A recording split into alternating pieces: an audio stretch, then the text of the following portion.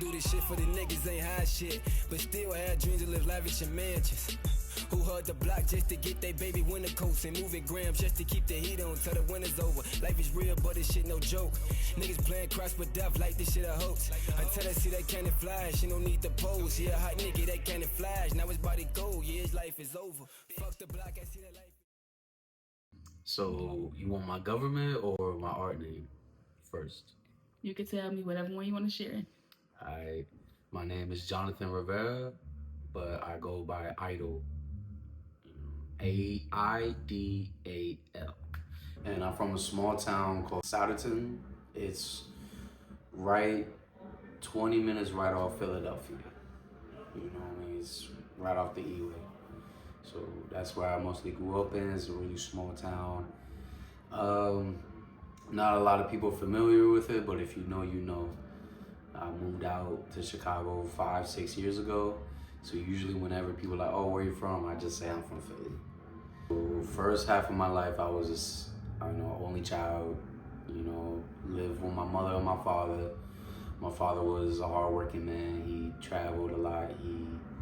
He was an industrial electrician, so he traveled around the country a lot. Towards my teenager years, that's when my little brothers Jaden and my little brother Mateo came in the picture. So we're just a family of 5, all living in the same house at one point.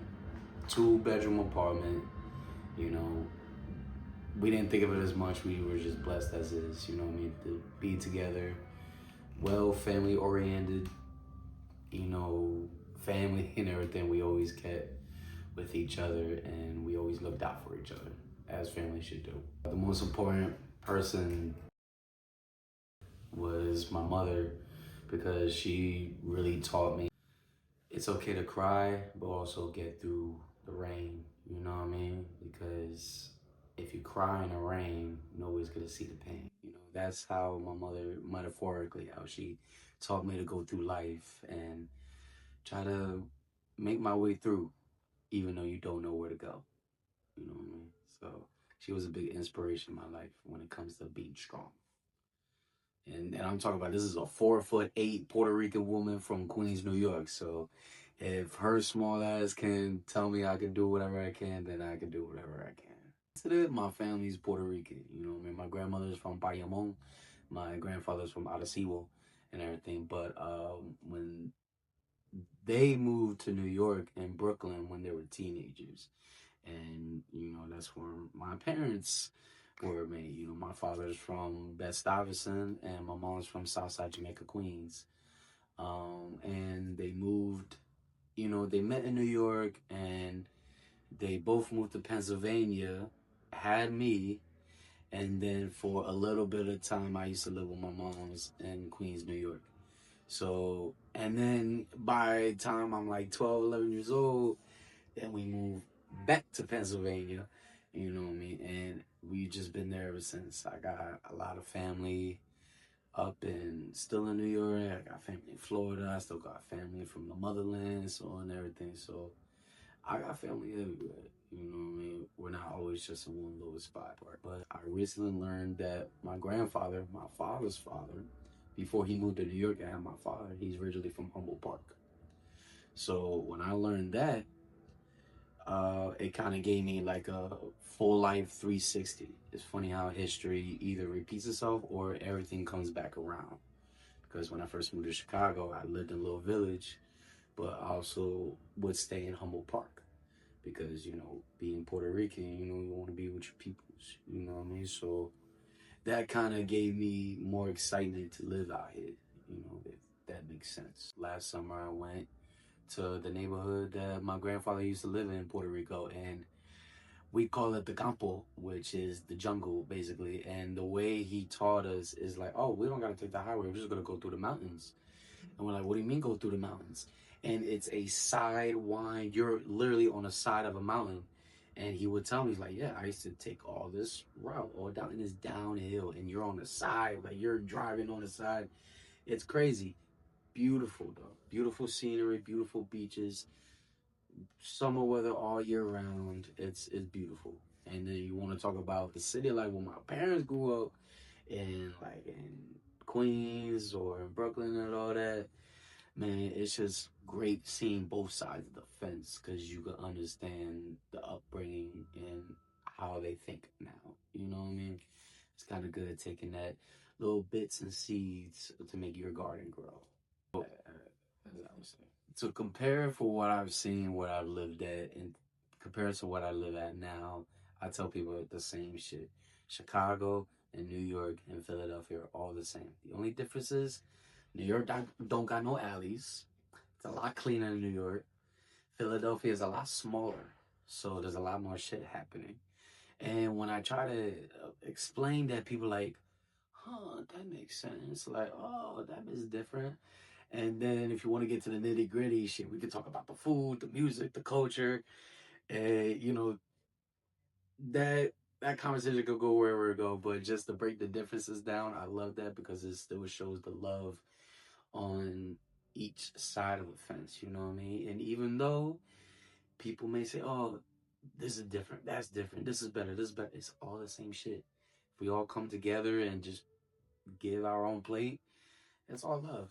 It's all love. Everybody's trying to get the same piece of the pie.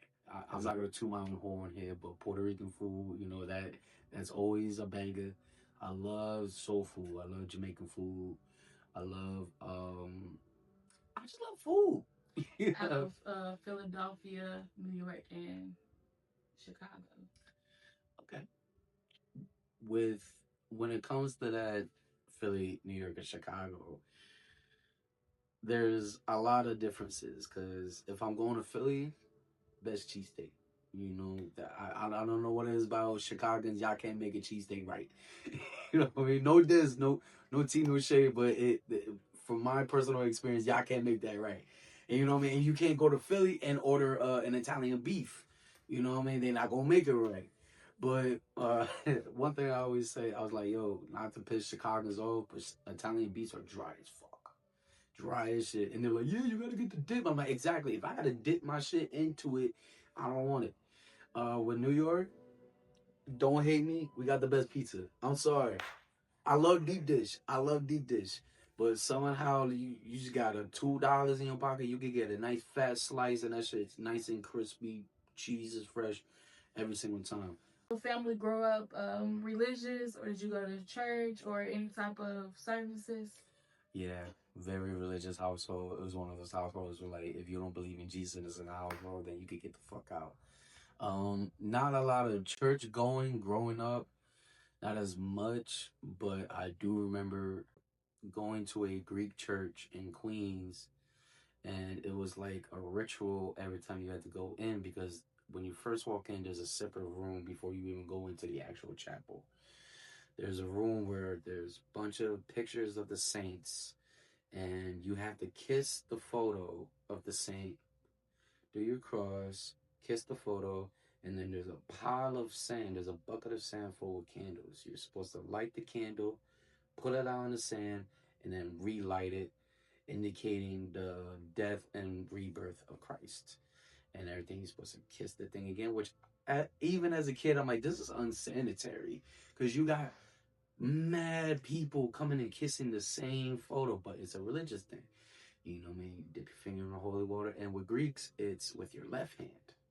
You do up, down, shoulder, down to your side. Because that indicates when Christ got stabbed on the side. So growing up with that religious standpoint, it helped me guide myself through life because I also experienced and try to learn other religions.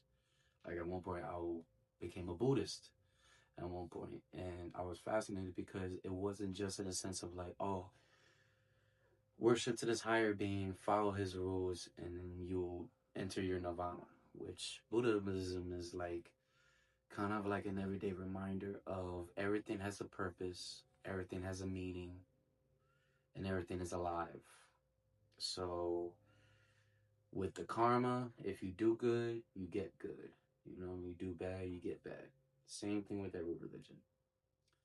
So that having that knowledge with me growing up and me having what I know now, it helped me learn to appreciate life and other little things in life. Excuse me, instead of just like, don't get me wrong, I have my faith. You know what I mean? I do pray. I